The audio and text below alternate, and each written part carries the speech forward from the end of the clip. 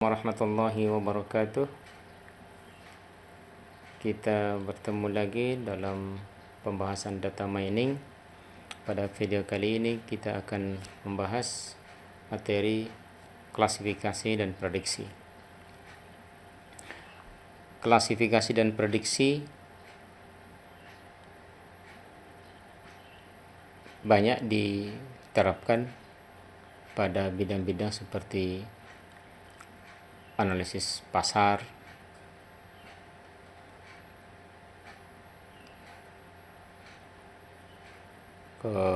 pinjaman kredit,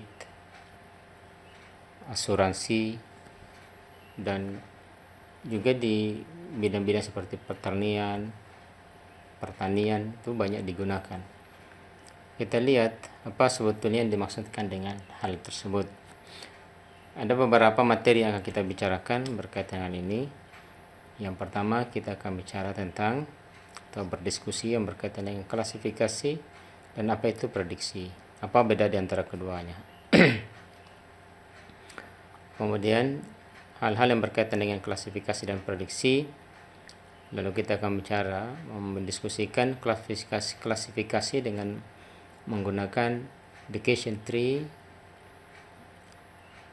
dan Bayesian, beberapa hal yang berkaitan dengan propagasi, dan beberapa metode yang lain yang insya Allah juga dimungkinkan. Kita lihat klasifikasi versus prediction. Klasifikasi, kata sederhananya adalah pengelompokan. Yaitu kita mengelompokkan objek berdasarkan kedekatan profilnya. Misalnya, kalau jika terdapat sekelompok orang, kita ingin mendeteksi atau mengelompokkan mereka ke dalam daerah mana mereka berasal atau suku mana mereka berasal. Maka ada ciri tertentu yang kita gunakan untuk mengidentifikasi siapa masuk kelompok mana. Misalnya, ciri yang kita gunakan adalah bahasa. Ketika kita menyuruh seseorang itu menggunakan bahasa tertentu, maka kita pisahkan. Ketika orang menggunakan bahasa yang sama, maka kita katakan mereka berada pada kelompok yang sama. Jadi kita klasifikasi, mengelompokkan orang-orang berdasarkan dengan karakteristik yang mereka miliki. Kemudian kita berikan label pada setiap kelompok tersebut. Jadi kita melakukan prediksi terhadap kelas-kelas kategori. Jadi ini sama dengan apa yang kita pelajari di metode statistik atau di fundamental of statistik terkait dengan distribusi frekuensi. Model yang terkonstruksi atau klasifikasi data yang didasarkan pada data training. Jadi dalam hal kita mengklasifikasi itu ada kelompok data, dua kelompok data. Ada kelompok data training dan ada kelompok data test.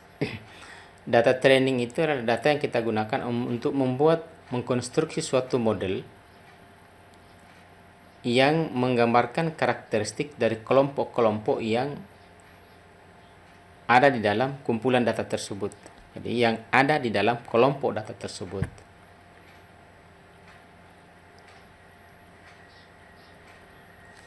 Lalu kelompok data tersebut itu kita akan menggunakan untuk melakukan identifikasi terhadap data yang baru. Jadi, data yang baru itu dia berada pada kelompok mana. Jadi dari data training itu kita bentuk kelompok-kelompok sesuai dengan karakteristik atau atribut dari masing-masing objek yang ada di dalam kumpulan data tersebut. Ketika ada satu objek baru yang datang, maka kita akan bertanya, kelompok data ini dia masuk dalam kelompok yang mana? Kalau saya katakan tadi kelompok, apakah dia kelompok Bugis, Makassar, Jawa, Batak, dan seterusnya, tergantung pada karakteristik yang kita inginkan. Hal tersebutlah yang kita sebutkan sebetulnya dengan namanya kita memprediksi. Jadi ada data atau missing nilai, sesuatu yang kita tidak ketahui, objek baru, tidak ada cirinya, atau ada data yang kita punya yang sifatnya itu, contoh misalnya di data di IPK mahasiswa, itu IPK kan batasnya adalah 3 angka, itu 1 angka depan kemudian 2 angka desimalnya, misalnya 3,25, 4,00. Karena kesalahan pengetikan 3,25 diketik menjadi 32,5. Nah, kita identifikasi berdasarkan karakteristik dari IPK itu berapa nilainya. Maka kita bisa identifikasi, menyatakan kelompok ini adalah masuk di dalam kelompok IPK dengan nilai tertentu.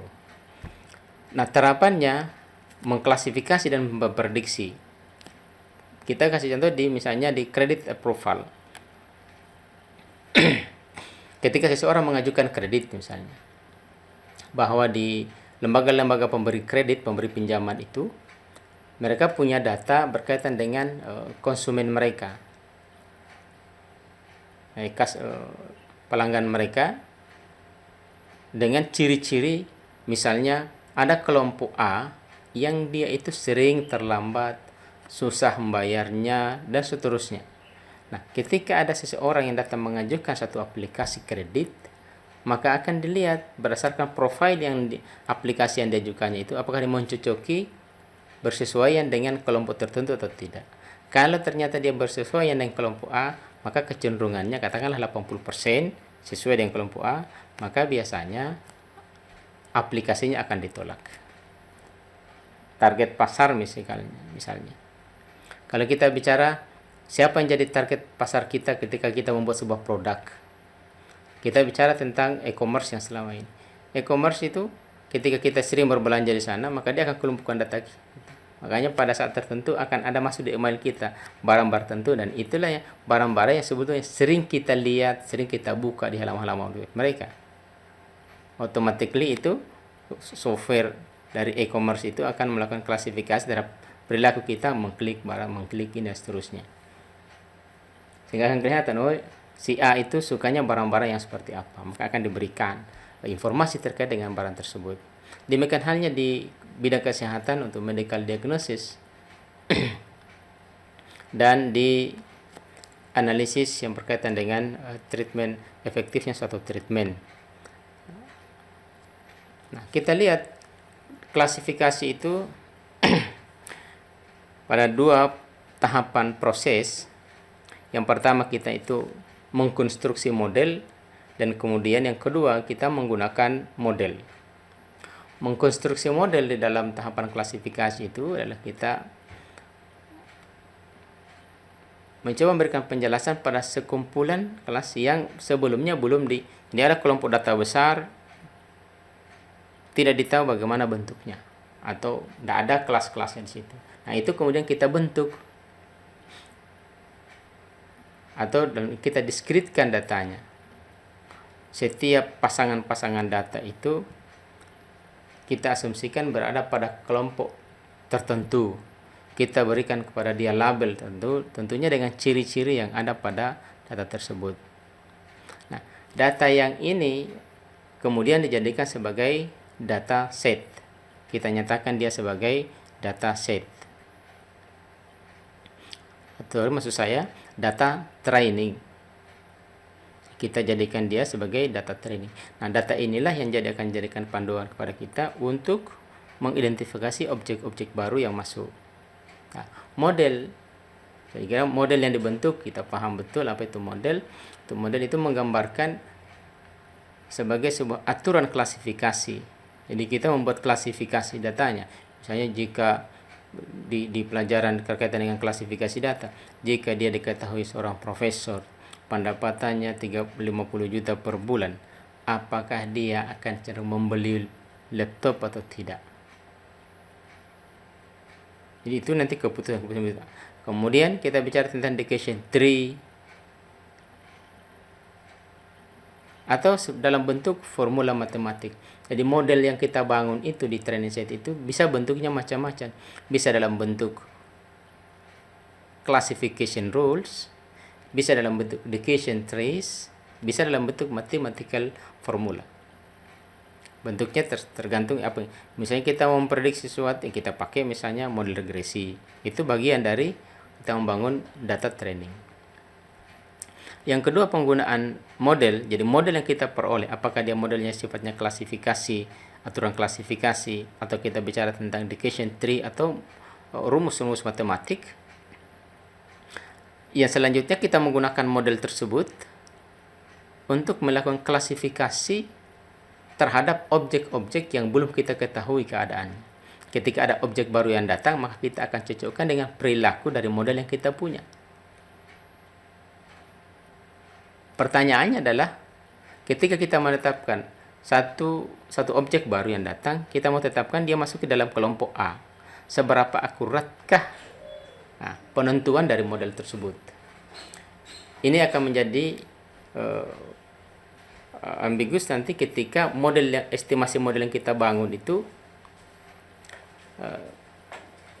nilai errornya itu terlalu tinggi. Jadi oleh karena itu, sebelum model tersebut digunakan, maka perlu kita lakukan perhitungan atau kita menentukan, mengestimasi keakuratan dari model yang kita buat.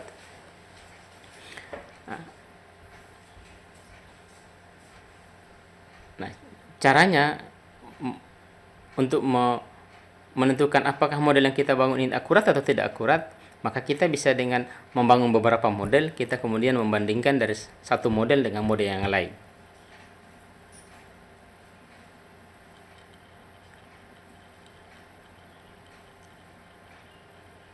Itu salah satu cara yang kita gunakan untuk menguji apakah akurasi atau kita menggunakan statistik, kita menggunakan nilai error dari setiap model-model tersebut. Berbicara tentang akurasi estimasi dari suatu model, maka ada 3 hal yang kita lihat. Satu, jadi sampel test itu, jadi kita melabel sampel test yang diketahui, kemudian kita membandingkannya dengan hasil klasifikasi dari model. Jadi kita punya data tes, kemudian kita bandingkan dengan model yang kita punya. Jadi tadi kita dapat model. Ada model. Dari data tes yang kita punya ini, yang sudah kita label, yang diketahui labelnya, kita uji apakah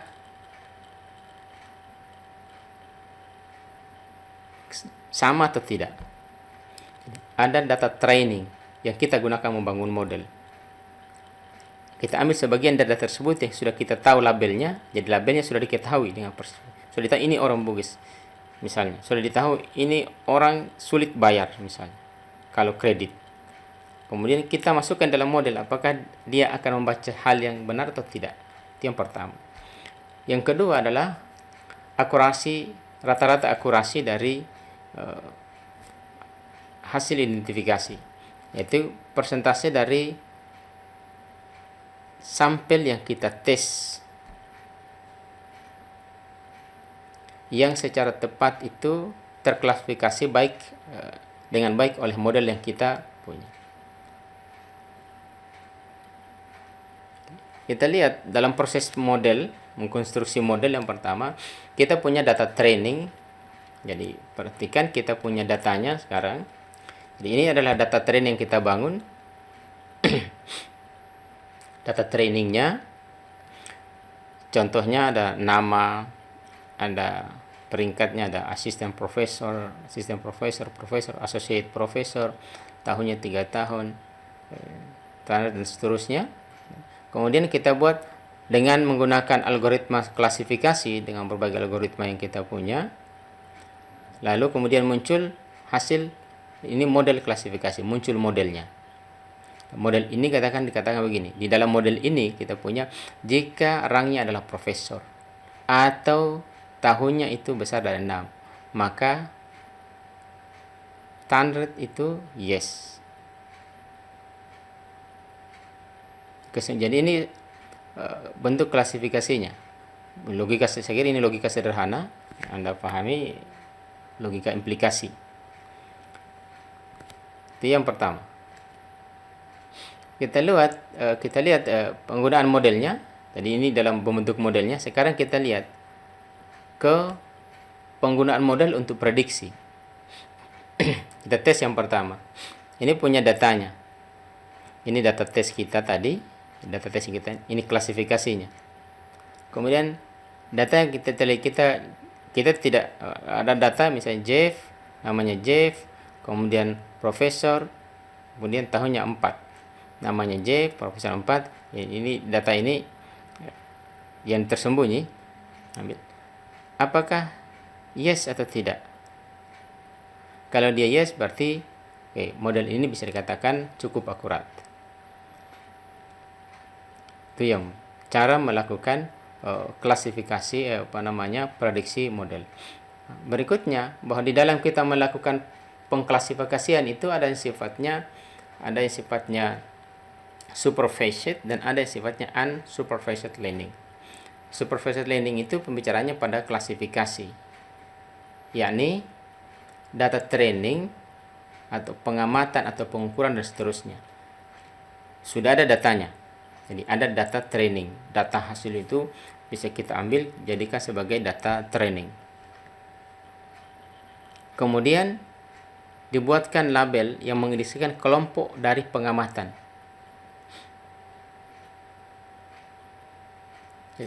Data yang hasil pengamatan tadi itu kita kelompokkan, diberikan label sesuai dengan kelompoknya, sesuai dengan ciri-cirinya masing-masing. Itu kita supervisi namanya, data training. Kemudian data baru itu diklasifikasi berdasarkan data training tadi. Kita cocokkan dengan data training. Jadi kalau mau dikatakan dicocokkan dengan data training, hasil tadi dicocokkan dengan data training sesuai dengan cirinya yang ada. Kalau dia misalnya berbahasa Bugis, berarti kita katakan dia orang Bugis, kelompoknya Bugis. Kalau dia berbahasa Jawa, berarti dia adalah kelompok bahasa Jawa. Itu contoh yang sederhana, mudah-mudahan kita memahami. Yang kedua adalah unsupervised learning, atau biasanya kita pakai clustering. Jadi ini dua hal yang mirip ya, klasifikasi dan clustering. Ya. Kelompok-kelompok data training itu kita label berdasarkan kelasnya, di mana kita tidak ketahui. Tidak diketahui kalau kita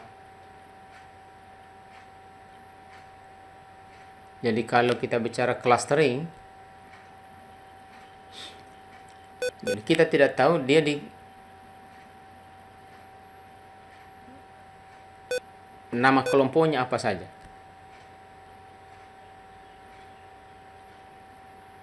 Tidak diketahui. Kita hanya kelompokkan sesuai dengan cirinya masing-masing, kita kelompokkan. Nah, dari data tersebut, kemudian dari kelompok yang tidak diketahui itu, kemudian kita berikan sekumpulan hasil pengukuran atau pengamatan dengan tujuan untuk keberadaan dari cluster ini dalam data. Jadi misalnya begini, ada 4 atau ada 10, atau dikatakan seperti ini. Kita misalnya ada data begini. Ada data pengamatan X1, X2, X3 sampai dengan Xn. Nah, kita mau bagi menjadi 3 kelompok misalnya. Katakanlah 3, ini kelompok A, ada kelompok B, ada kelompok C. Nah, kelompok ini kan tidak diketahui sebetulnya asalnya. Tidak diketahui. Kita mau menguji, jadi dari kelompok ini, dari asalnya kita akan menguji dari X1 sampai Xn ini. Kita ingin menguji apakah benar-benar X1, X2, X3 itu benar-benar dia berada pada kelompok A atau bukan. Dia berada di bawah kelompok A, atau kata lain, apakah X1 punya korelasi yang tinggi terhadap A atau tidak. Jadi kita periksa dulu korelasinya, sehingga kita mengatakan bahwa dia merupakan bagian dari A atau tidak. Itu untuk yang clustering. Yang kedua, hal yang kita bicarakan adalah hal yang berkaitan dengan prediksi. Yang pertama, bahwa di dalam kita memprediksi itu, hal yang penting adalah kita melakukan persiapan terhadap data yang kita punya. Yaitu data cleaning, jangan lupa bahwa kita harus betul-betul melakukan perhatian terhadap noise dan nilai yang missing di dalam satu data. Kalau terlalu banyak nilai missingnya, maka sulit kita melakukan klasifikasi. Lalu kemudian kita lakukan analisis tertentu yang berkaitan dengan fitur. Beberapa data yang tidak relevan atau ada atribut yang sifatnya redundant, maka perlu dihapuskan dari data tersebut. Atau kalau ada data atau variabel yang skala pengukurannya itu tidak sama atau terlalu jauh perbedaannya, maka perlu dilakukan generalisasi atau penormalan data. Jadi 3 hal ini perlu kita lakukan sebelum kita melakukan klasifikasi dan prediksi. Yang kedua adalah kita melakukan evaluasi terhadap metode klasifikasi. Tingkat keakuratan terhadap prediksi itu penting, karena itu akan memberikan validasi kepada kita, keyakinan kepada kita bahwa ketika kita menempatkan satu objek baru ke dalam satu kelompok, kita berharap keyakinannya adalah bahwa benar-benar objek tersebut itu merupakan bagian dari kelompok yang kita maksud. Yang kedua, kita butuh, ketika kita mengkonstruksi model, kita butuh waktu yang cukup. Kemudian, hal yang berikutnya, kita bicara tentang model adalah kehandalan dari model tersebut dalam menangani noise dan missing. Itu betul-betul harus diperhatikan. Sebab kalau tidak robust model yang kita bangun, maka nanti kesimpulan yang kita buat atau prediksi yang kita buat dengan menggunakan model tersebut itu akan sangat validasinya akan sangat kecil sekali. Oke. Yang berikutnya sekarang kita lihat contoh penggunaannya. Yang pertama kita bicara pada klasifikasi yang menggunakan decision tree. Ini contoh penggunaan dari klasifikasi. Decision tree, ya secara sederhana, tree berarti pohon. Berarti ada cabang, dia bercabang-cabang dari akar, cabang-cabang. Jadi atau kalau di sini dikatakan adalah flowchart seperti struktur pohon. Ada titik internalnya menyatakan suatu tes pada atribut. Kemudian cabangnya itu merepresentasikan kejadian dari tes. Kemudian leaf node-nya itu menggambarkan label kelas atau kelas, distribusi kelas. Decision tree itu ada 2 fase. Yang pertama kita mengkonstruksi pohonnya dari awal, kemudian training pada rootnya, kemudian partisi membagi kelompok kiri, kelompok kanan secara berurutan, kemudian lakukan pemangkasan pada pohon, mengidentifikasi dan menghapuskan beberapa cabang dari pohonnya yang berkaitan dengan noise dan outlier. Lalu ketiga adalah menggunakan pohon keputusan dalam mengklasifikasi satu objek baru yang tidak diketahui. Kita lihat yang pertama, kita punya data yang berkaitan dengan ini penggunaan. Ada informasi yang berkaitan dengan umur, ada yang pendapatan, ada student, ada credit rating. Jadi di sini ada data kecil dari 30, high, income-nya itu tinggi, kemudian dia bukan seorang pelajar, dan kemudian credit rating-nya fair, tidak terlalu. Kemudian 30 high, no, excellent, dan seterusnya data ini. Nah, data ini kita akan klasifikasi siapa yang cenderung melakukan credit ratingnya. Oke. Nah, dalam mengkonstruksi pohon keputusan, katakanlah begini, kaitannya kita akan outputnya adalah membeli komputer. Jadi pohon keputusannya apakah seseorang itu akan beli komputer atau tidak. Sekarang kita lihat. Pertama, kita punya umur. Oke. Umurnya berapa? Dia besar dari 30 sampai 40, besar 40. Ini kita klasifikasi nih. besar 30, berarti kan di umurnya, ini di umurnya 3 sampai 40, ini sudah terkelompokkan dengan baik, saya kira. Kemudian, dia student atau bukan? Hanya dua pertanyaan, ya, bukan. Umurnya, ya, 30 sampai 40, ya. Umurnya, credit rating. Jadi 3, student, ya atau tidak. Kalau ya, umur 30-40, kemudian credit ratingnya. Kalau dia pelajar, ini kalau umurnya 30 maka dia beli komputer. Kalau dia umurnya besar dari kecil sama dengan 30, di bawah 30 tahun, apakah dia pelajar atau bukan? Biasanya kan sampai 30 tahun orang sudah selesai sekolah. Kalau dia pelajar, maka keputusannya tidak beli komputer. Kalau dia kecil dari 30 tahun dan dia student, maka dia beli komputer. Tapi kalau dia, perhatikan, kalau dia umurnya 30-40, dia keputusannya beli komputer. Kalau dia umurnya besar dari 40 tahun dan dia punya credit rating yang cukup tinggi, banyak sekali kreditnya, kan excellent, maka dia tidak beli. Tapi tidak banyak kreditnya, maka dia cenderung beli. Jadi ini model dari pohon keputusan berdasarkan data yang kita punya. Kita lihat dalam hal kira dipahami ini. Jadi umur dia kecil dari 30. Ya. Apakah dia seorang pelajar? Bukan, maka dia tidak beli. Apakah dia seorang pelajar? Yes, maka dia beli. Umurnya berapa? 30-40? Ya. Maka keputusannya beli.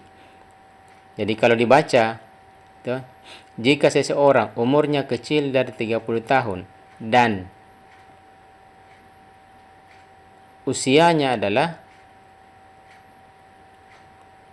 dan dia adalah seorang mahasiswa, maka dia akan membeli komputer. Kalau usianya 30 tahun, maka dia beli. Kalau dia usianya besar dari 40 tahun dan kredit ratingnya adalah tidak terlalu banyak, maka dia akan membeli komputer. Nah, algoritma dari pohon keputusan, ya di dasar algoritmanya itu adalah algoritma greedy. Nanti silakan dibaca algoritma greedy. Pohon dikonstruksi dari atas secara berurutan dibagi, kemudian semua data training dinyatakan sebagai root. Nah, atribut-atribut kita kelompokkan. Jadi kalau di continue harus jadikan discrete. Cara mendiskretkannya, baca Fundamental of Statistics. Bagaimana membangun tabel distribusi frekuensi. Itu yang pertama. Yang kedua, ya tinggal dilihat kalau kita bicara umur misalnya tentang pekerjaan, tentang produktivitas orang, maka apa yang dibicarakan oleh departemen yang bersesuaian seperti BPS yang menentukan itu, ya kita gunakan ketentuan dipakai oleh BPS, misalnya sekian sampai sekian dikatakan produktif. Atau kita bicara tentang bayi, mana yang disebut dengan neonatal, kesehatan. Nah, tentu sesuai dengan kaedahnya bidang kesehatan.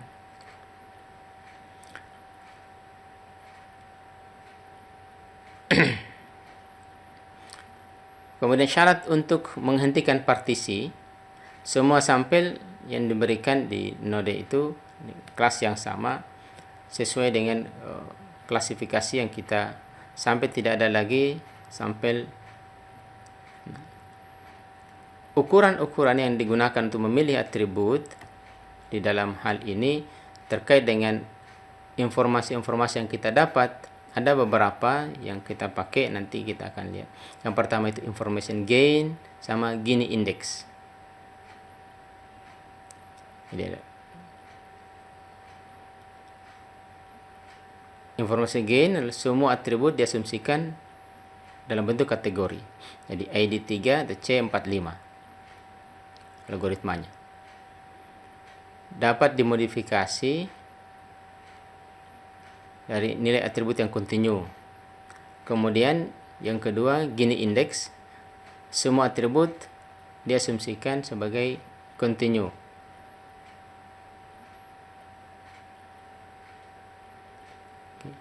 Kita lihat untuk information gain, kita milih satu atribut dengan informasi yang gain informasinya yang tertinggi. Itu yang pertama. Asumsikan dua kelompok kelas P dan N. Nanti sebentar ada contohnya. Perhatikan, misalkan himpunan contoh S memuat P elemen dari kelas P dan kelas P dari kelas P dan N elemen dari kelas N. Jadi kita punya dua kelas, ya kan? Kita punya ini ada kelasnya, kita punya kelasnya. Kemudian kita punya himpunan S. Himpunan S yang merupakan himpunan semesta, dia memuat P elemen, banyaknya elemen P dari kelas P, dan juga N elemen dari kelas N. Ini adalah anggotanya ini, jadi P kecil elemen dari P, jadi N kecil elemen dari N. Antara S itu ada himpunan semesta yang memuat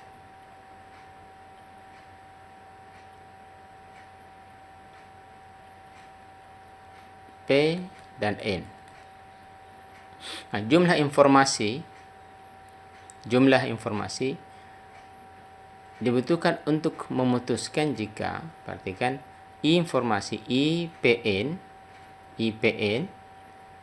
informasi dari I dengan P dengan N, P dan N itu adalah min P dibagi dengan P plus N logaritma 2. Nanti rumah logaritma 2 itu kemudian P dibagi dengan P plus N dikurang N logaritma 2 basis 2 N dibagi dengan P pangkat 2. Ini kelompok-kelompoknya. Nah, dalam keputusan, dalam pohon keputusan, kita lihat, asumsikan bahwa atribut A merupakan suatu himpunan S yang akan dipartisi ke dalam himpunan S1, S2 sampai SV. Perhatikan, S kita partisi menjadi S1, S2 sampai SV. Jika SI contohnya S1, S2, S3. Jika SI, kalau dikatakan di sini SI, jika S1 dia itu memuat P1 dari P dan NI dari S. Jadi S1 memuat N P1, N1.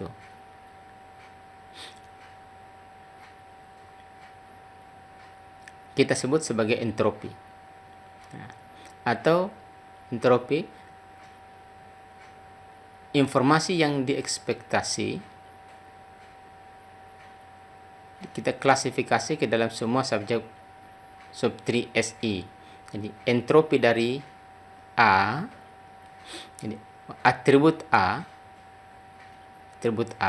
entropi dari A adalah jumlahan dari PI ditambah dengan PN dibagi dengan PN P plus N dikali dengan I plus I, NI. Ini V, jadi berdasarkan, perhatikan dasarnya.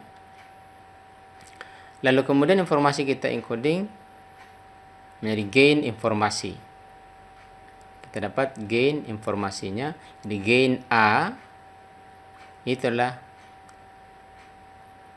I. Apa tadi ini I? Perhatikan, I adalah jumlah informasi. Amount of information, jumlah informasi. Jadi gain adalah IPN dikurang dengan estimasinya. Jadi kalau kita bicara di statistik misalnya epsilon, kita bicara epsilon itu adalah I dikurang Y rata-rata. Atau Y topi. Y pengamatannya dikurangi dengan Y estimasinya. Kita dapat. Jadi ini sebetulnya adalah error. Kalau kedua-duanya sama, berarti informasinya adalah.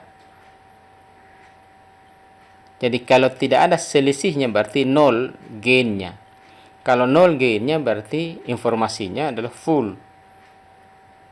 Tapi kalau ininya besar sekali, maka itu masalah.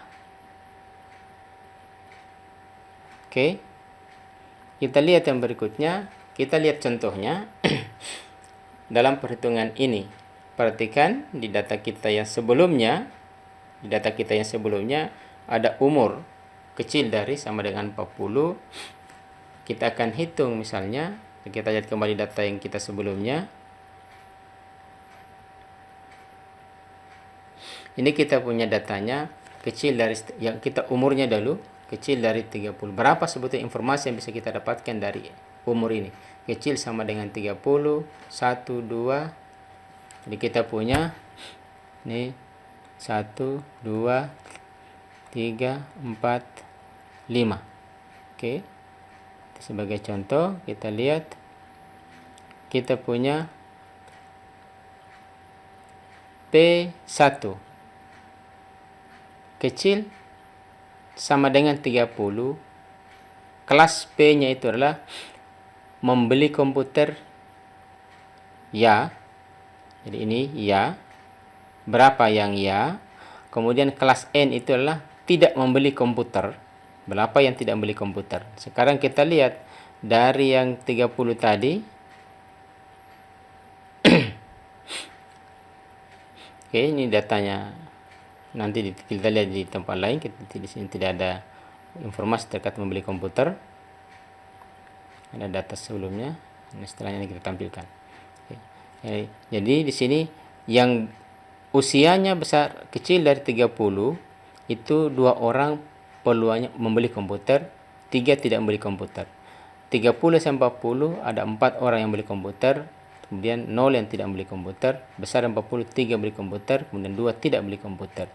IPN-nya, nah kita hitung IPN-nya. Kalau kita lihat IPN tadi, rumusnya adalah P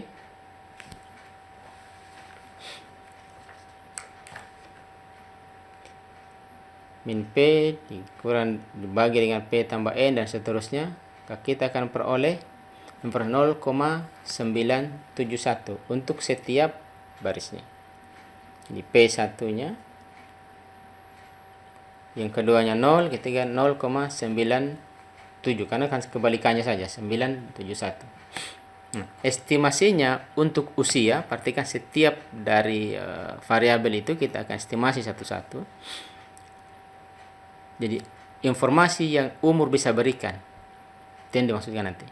5 dari rumusnya gain jumlah P1 PI plus PN 2 tambah 3. Jadi ini asalnya adalah dari sini 2 ditambah 3 14 adalah total keseluruhan. Ini jumlahnya adalah 9, sini 5, jumlahnya 14. Jadi ini adalah 14 dari sini. I23 ditambah dengan 4 per 14.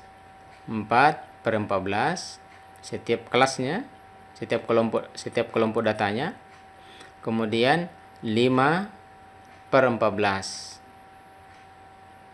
Rumus I23 nya kita hitung dengan menggunakan rumus yang sebelumnya, itu IPN. Nah, IPN nya masing-masing, perhatikan IPN nya. IPN untuk 2,3 itu 0,97. Kita kalian dari sini 0,971. Ini 0, ini 0,971. Maka kita peroleh nilainya adalah 0,69.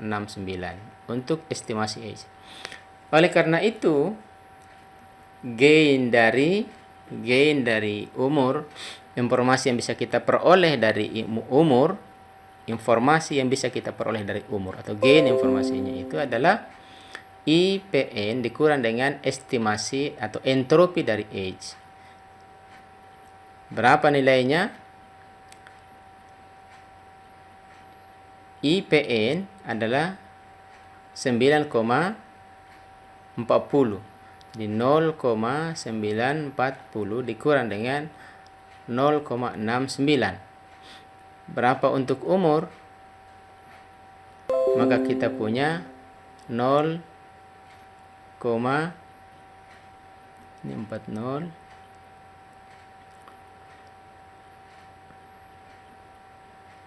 2, 60.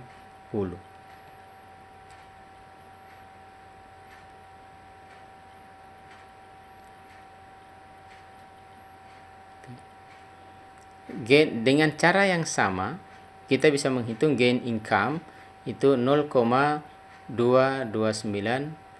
Jadi informasi yang paling bagus memberikan informasi kepada kita adalah ada dua, yaitu income sama ratingnya, itu 0,029 dan 0,048. Kira itu perhitungannya mudah. Oke, kita lanjutkan ke Gini Index. Kita kemudian urutkan mana dari informasi tersebut yang memberikan informasi yang bagus. Jika data T, himpunan data T itu memuat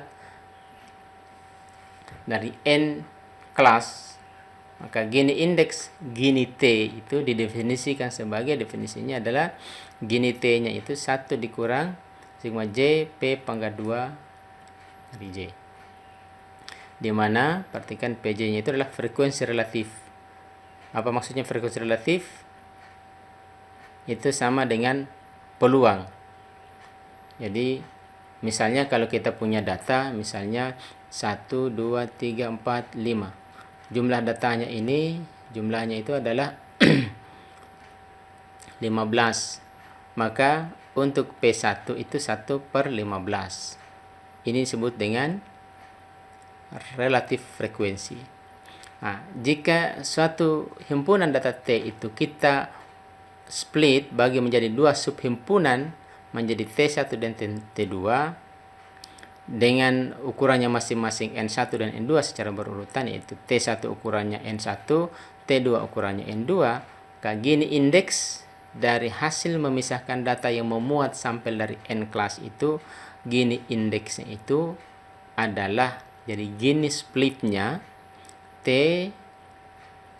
N1 dibagi dengan N Gini T1 ditambah N2 T2. Sekarang kita lihat dari bagaimana kita mengekstrak satu informasi dari. Yang pertama kita if then. Jadi aturannya itu adalah di tree itu adalah if then. Jika umurnya, jadi kalau membaca dari kasus yang tadi, kita baca ini, jika usianya kurang dari 30 tahun, atau ini baca yang mudah, jika usianya 30 hingga 40 tahun maka dia membeli komputer. Jadi jika maka. Nah, sekarang kita lihat di Gini indeks.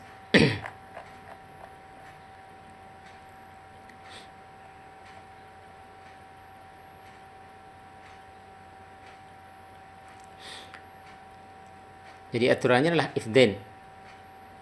Tekan if then berarti. Satu logika sederhana. Jika usianya kecil sama dengan 30 dan dia bukan seorang mahasiswa, maka kecenderungannya atau keputusannya dia tidak membeli komputer. Sama dengan pohonnya tadi, kalau kita lihat di sini ada age 30 kecil sama dengan student, kemudian di sini no. Kalau student no, kemudian yes.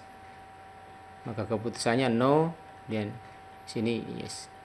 Jadi kalau dia usianya dan dia bukan mahasiswa dan dia bukan student, maka keputusannya adalah no, tidak membeli komputer. Jika usianya adalah kecil dari 30 dan dia adalah mahasiswa, maka keputusannya dia membeli komputer. Jika usianya adalah 31 hingga 40 tahun, maka keputusannya dia membeli komputer. Demikian seterusnya membaca dari aturan if then.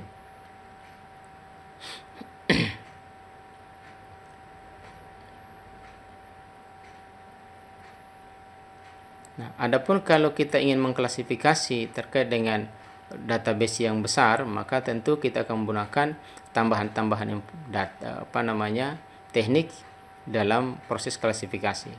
Itu salah satunya ya, kalau kita di dalam data mining, maka kita mesti menggunakan paling tidak kita paham tentang SQL queries. Nah, untuk hal ini saya harapkan mahasiswa bisa membaca beberapa video yang berkaitan dengan bagaimana kita menggunakan bahasa SQL di dalam kita mengakses database.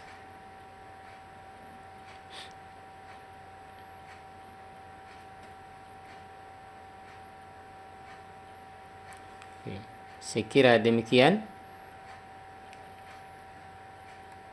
Kita lanjutkan video ini pada bagian yang berikutnya. Terima kasih. Assalamualaikum warahmatullahi wabarakatuh.